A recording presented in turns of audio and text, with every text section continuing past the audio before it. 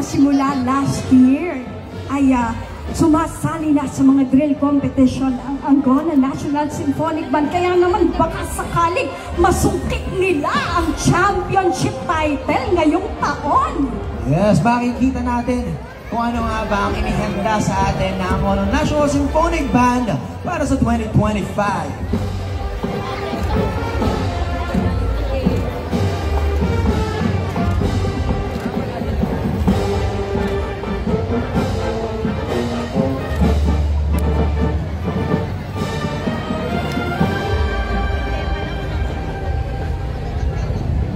Teka, bibitinin muna natin kayo.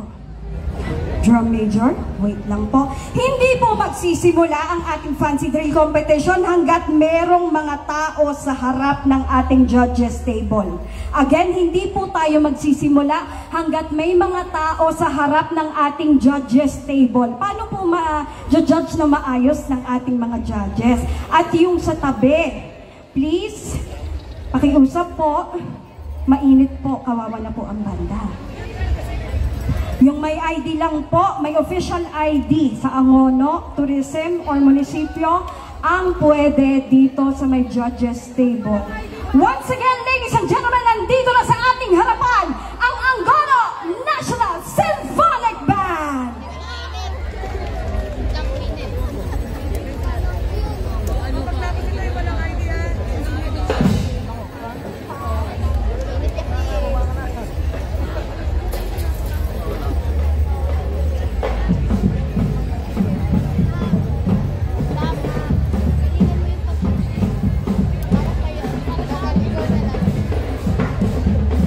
Since nagda-drum cadence pa naman po, kaunting katahimikan lang po para marinig natin ang mga tugtuging iaalay sa atin ng ating mga banda. Maraming salamat po.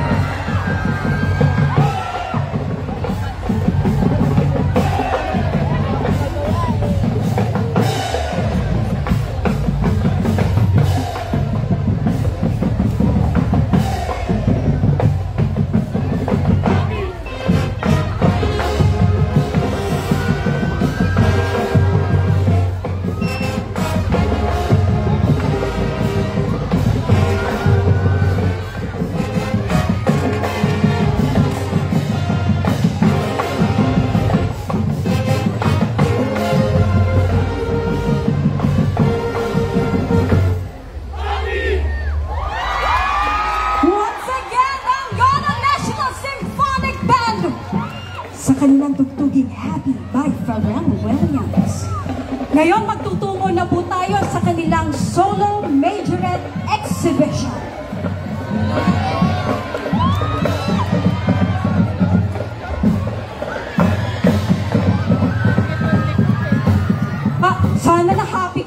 first performance, di ba? Patikim pa lang yan, meron pa tayong 6 na banda.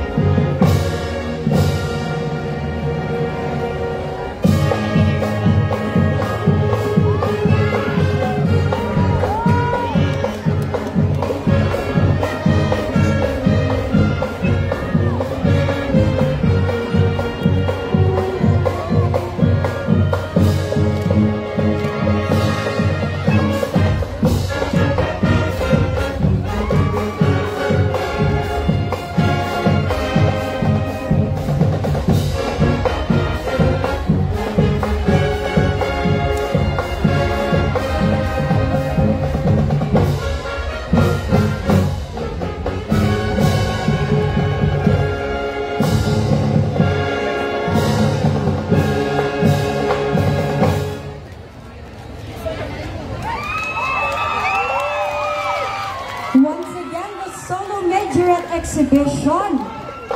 Sa tugtuging selections from The Greatest Showman. Talaga namang show kung show. Yes, at alam mo, Greta, mahirap yan kaya, no? Kasi tirik yung araw ngayon, so nakakasilaw talaga habang nagpe-perform. But it is really the showmanship and the versatility ng ating mga majorette. And of course, it's a form of art. Yes. Grabe yung dedication and passion in doing that. Ngayon naman, magtutungo na tayo sa Group Majorette Exhibition.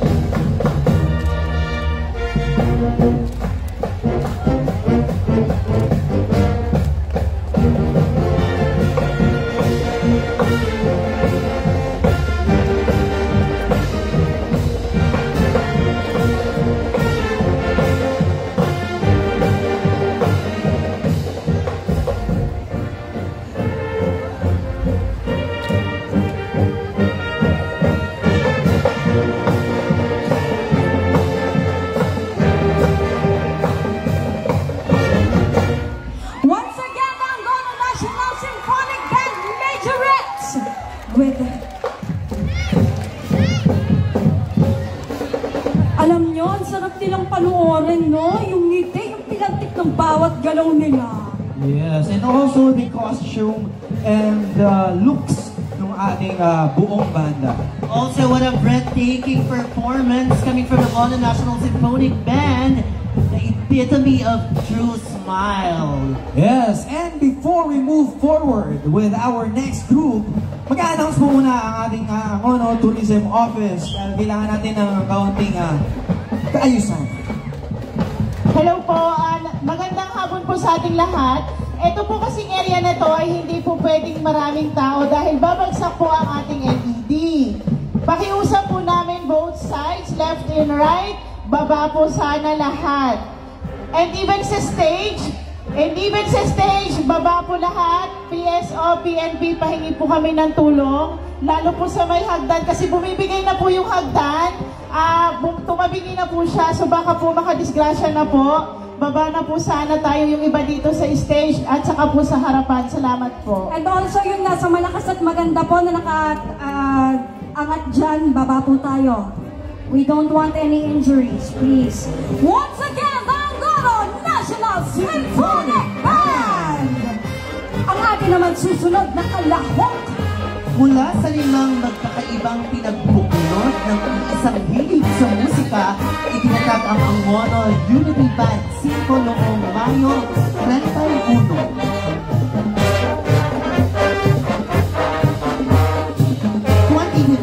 Sa Grand Flores de Mayo sa ginawa ng Rizal, sa ilalim ng pamumuno ng Ginoong Paul Cedric Seri, Tungke patuloy silang naghahandog ng mga tugtugin hindi lang para sa kanilang pansariling hilig, kundi bilang inspirasyon sa mga kabataang nangangarap sa mundo ng musika. Sa ngayon, may 35 active members na ang kanilang banda.